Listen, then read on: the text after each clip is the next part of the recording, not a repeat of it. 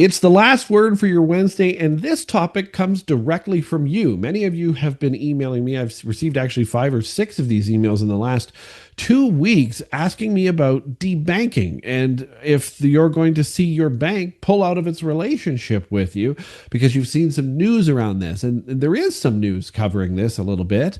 So today, for our last word, I want to talk to you about something you want me to talk about. And I did the research, and let's go. So here's what we're going to do. This is flying under the radar in Canada so far, at least with our mainstream media, but it has serious implications. The sudden closing of bank accounts by your financial institutions, sometimes called debanking. We're going to talk about what it is, why it's happening, and could you be next? And yes, I'll even go into the politics of it. Let's go. Welcome to Bakes on Things. Welcome back to Bakes on Things, the last word for your Wednesday. Don't forget to like, subscribe, and join the conversation below. Have you been debanked already? Are you afraid it's coming for you? When I say debanking, I mean your bank or other financial institution telling you that your account is being closed or the relationship with you is being terminated or your services are being cut off, sometimes with very little explanation and very little notice, sometimes because you've had it since you were a kid and you're like, what's going on here? Well, in Canada, we're seeing more stories of this. For example, the Independent Banking Ombudsman, or the Ombudsman for Banking Services and Investments, to be more official, and others have flagged complaints right now about banks closing accounts, more so recently than ever before, often citing things like high risk with no more additional explanation or de-risking the bank altogether. In the US, this has become a full-blown political argument down there. Banks closing accounts for customers with certain political or business affiliations. Crypto companies, gun-related businesses, you name it, are getting debanked in the US. But we're now starting to see it here. So the term debanking is that you lose access to a bank account or the services a bank is providing you and services you once had maybe for a whole lifetime, often abruptly canceled, sometimes with very little explanation whatsoever and very little willingness to give you an explanation when you call. They just simply think you're high risk and pull out of the relationship. So let's break out the reasons that we're seeing. Some of these will be Canada, some of these will be the US, but we want to make sure we get them covered, okay? So there are many, some purely business risk reasons, and we won't spend too much time on those. Others are with political or ideological dimensions, and those ones we really need to talk about. So when it's risk and regulatory, banks are heavily regulated. We know that, especially here in Canada. They must comply with anti-money laundering laws, okay? Terrorist financing laws, suspicious transaction reporting. If an account or client looks risky, maybe frequent large cash flows like with actual cash, foreign transfers, check cashing businesses, etc. These types of things can be sometimes viewed as high risk. And the bank may decide, hey, we're going to close this relationship rather than have the risk with you. Okay, this comes direct from TD. I talked to somebody there. In Canada, this is very real. Okay, so also banks may rely on broad terms and conditions that are in their contracts that let them close your accounts for any reason or no reason whatsoever, as long as the contract permits. One case had a consumer in Canada who had an account closed with 30 days prior notice. The bank's agreement said that they could do so. The concept of de-risking was used in this letter. Banks exiting or refusing whole categories of customers, businesses that they seem or deem to be too risky for the bank to continue on with. And these are well documented. These ones come frequently in the US and sometimes in Canada. But from a Canadian perspective, the rules around branch closure are distinct from account termination. So it's not just that your bank might be closing, this is just you being terminated. But the regulatory framework indicates banks do have broad discretion, despite the fact that if you walk into a bank branch in Canada, they must give you a bank account if you ask for it. In the US, there are allegations that banks may drop customers for political or ideological reasons. For example, conservative individuals are actually seeing now far right conservative, but conservative individuals are seeing this happen to themselves or businesses. And like I said before, gun industry clients, crypto firms, things that deem themselves risky. Some commentary in the US suggests that regulators or external pressure are forcing these banks to close these accounts. Sometimes they can push these banks for certain customers that are now seen as reputational risk. For example, advocacy groups began to allege that some banks were improperly debanking customers in the US based on political or religious beliefs. This has actually been proven in a couple of court cases as well. And in the US, and increasingly highlighted in Canadian commentary now, the term debanking is used in a political lens. Are banks silencing dissent? Is the government forcing them to shut down your account? Is financial access being used as a weapon? So far, Canada has far fewer widely publicized cases, but the risk and concern are there, especially when Chrystia Freeland tried to close everybody's accounts during COVID. Example, though, the US regulators recently issued guidance to discourage banks from cutting off customers purely because of religious or political beliefs. And that's great because that's being put into law. We kind of need that here in Canada, but will we ever see that from the Liberals when they use this as an emergency weapon? There's also business and contractual reasons: low activity, dormant account, insufficient balance, not meeting account terms. These are all the things I was told in my conversation. All can trigger an account closure or transition to a less serviceable product. For example, what I was told by TD is that in Canada, some accounts with $15 or less are closed automatically after 12 months because it's just not a sustainable business for them. When a bank changes its business strategy, decides to exit certain products or certain geographies, it might also close your account, I was told.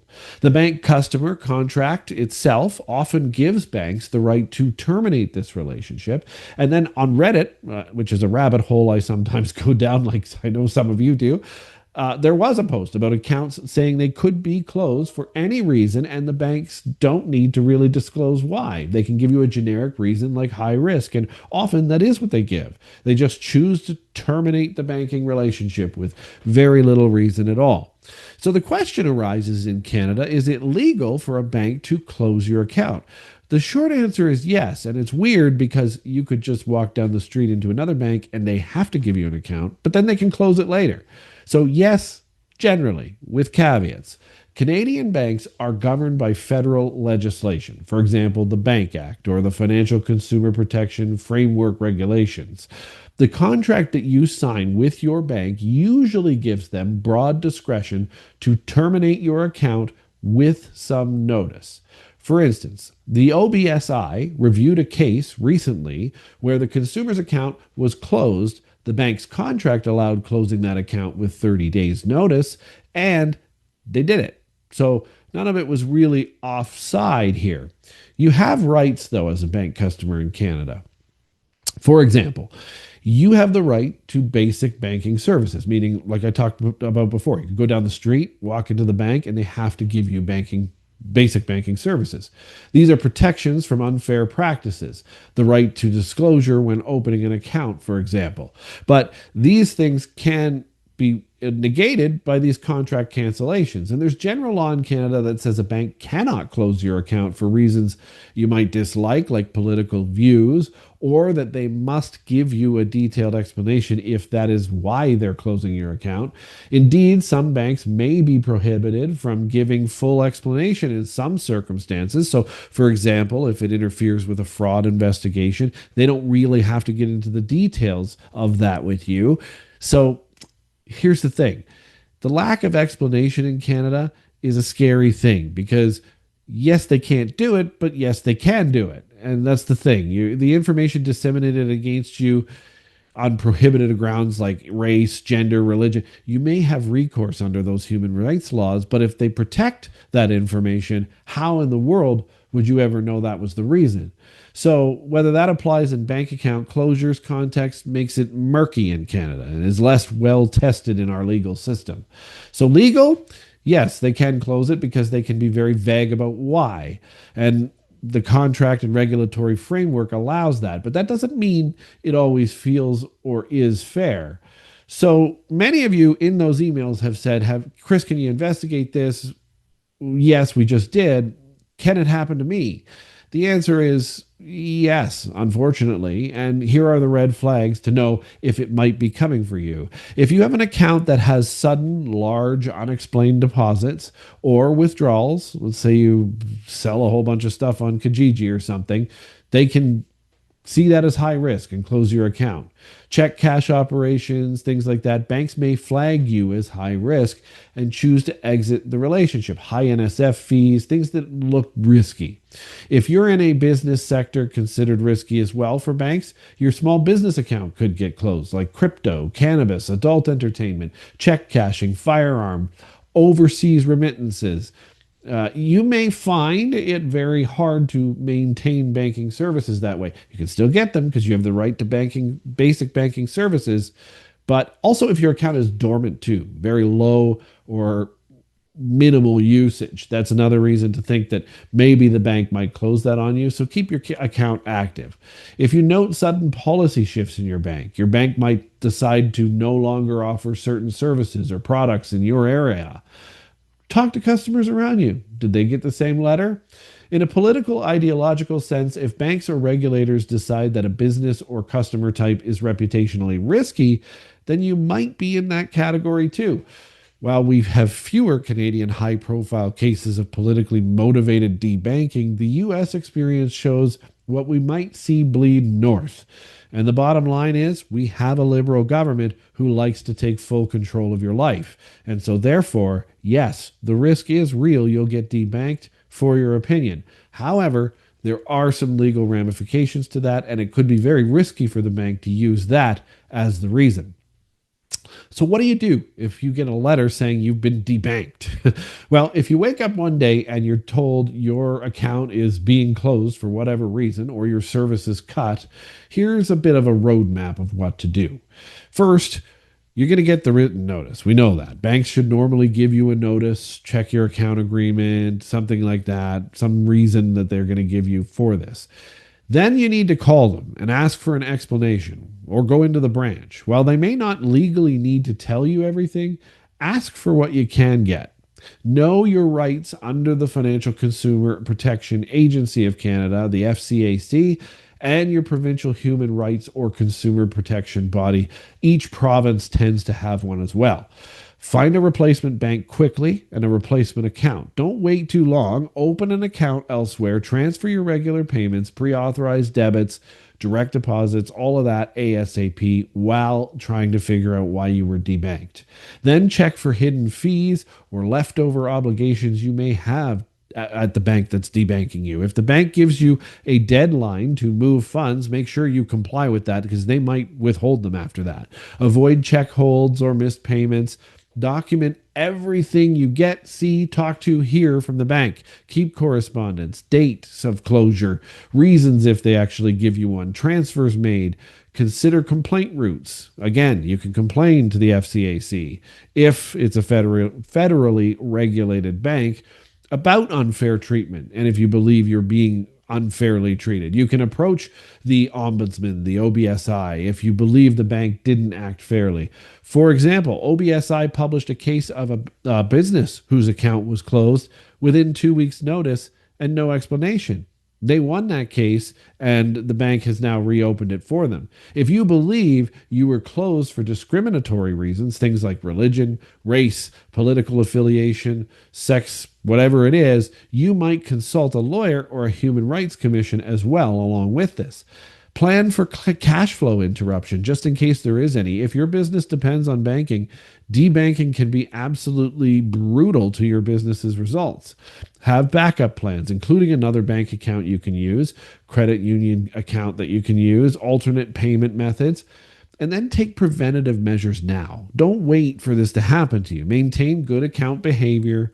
Be transparent with your bank if something changes about your business model or whatever, where cash flows increase or something goes on that way. Keep transactions consistent, clean, and be transparent about why they're changing if they are. Reduce the level of high risk factors. Okay, so Some of you have said, can you provide examples? And I don't want to make this video an hour and a half long, trust me. But in Canada, there's anecdotal evidence and online complaints, including in Reddit forums, of Canadians whose accounts were terminated or closed for no apparent reason that was given. So, for example, the bank is not required to provide that explanation, and in some cases, it is prohibited from doing so, especially as part of criminal investigations. So the number of complaints about this actually increased from just 19 in 2019 to 113 in 2023. So it is increasing.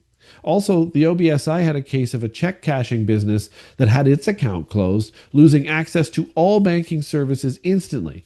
In the US, many higher profile stories of banks cutting off accounts of conservative individuals or businesses, crypto companies, gun industries, etc. All of these have had allegations of political bias used as the reason to close the accounts. For example, the US executive order targeting politicized or unlawful debanking, well, there are some wildish examples they used in those. Okay, banks closing accounts for evangelists, charity groups, or freezing accounts tied to overseas operations under the guise of an anti money laundering risk, all of which were attacked by this new law where they can't do that to you anymore. Though I will say, in the US, data show that while the allegations are often strong, documented cases of political belief based account closures are relatively few. They are increasing, there's no question, but unlike the CTV article we talked about this morning, when I looked at this and I saw like 2.3%, I don't want to give you that number because that is just, I would like integrity in this show. But why it's a big deal, especially politically? Well, if your access to banking is cut off, you lose the ability to transact. And that's the biggest problem. You can't get paid, you can't pay bills, you can't hold money safely. That's foundational in modern society today. When banks act less like services and more like gatekeepers of who is allowed access, that raises a lot of questions of fairness, free speech, and discrimination. For citizens who are politically active, some of us are a little more than others, ideologically outside the mainstream or from the government in power, this becomes a worry. But it's the financial system being used to silent dissent, or not being used to silent dissent, I should say. And in Canada, the worry is just that, with what some call big government and big banking and regulatory overreach, because you just make them uncomfortable. Citizens may find themselves shut out of banking services not because of poor conduct, but because of perceived risk or ideological mismatch with your opinions. That is not legal here, but it is something that they're hiding behind the ability to not really tell you what the problem is. So, from a government policy perspective, if banks refuse services to certain segments or business types, that raises questions about financial inclusion and discrimination and whether there should be good safeguards. Well, the problem is they don't actually really have to get into much detail about why they're doing it in the first place, which is why we need banking legislation changes where you need the full details. And what about the current Canadian political context, our freewheeling liberal government, as you all know? The reality is the freewheeling liberal government, well, they in Canada, that means we should keep an eye on how federal regulation is going, really. AML, ATF obligations, financial inclusion policy, and regulatory oversight all interact with our banks, and that allows them to get into your bank accounts. There's a few points on this. The government regulates banks, they set AML, ATF regimes, they monitor consumer protection.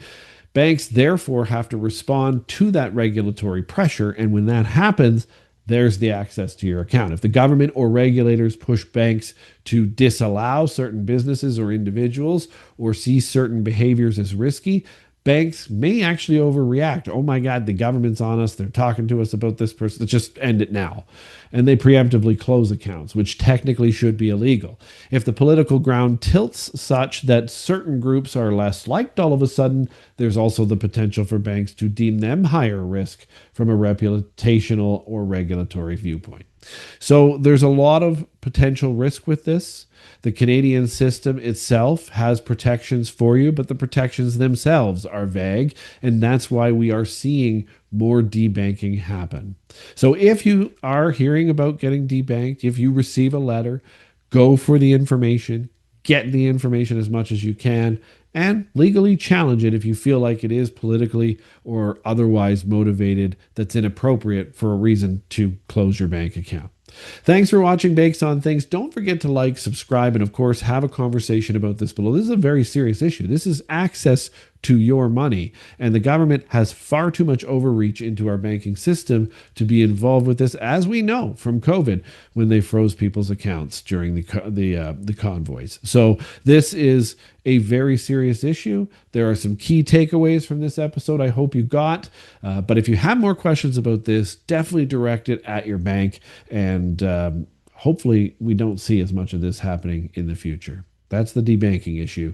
Don't forget to put your comments in the conversation below if it's happening to you. And of course, we'll catch you tomorrow morning on the first sip here on Bakes on Things. Have a great evening.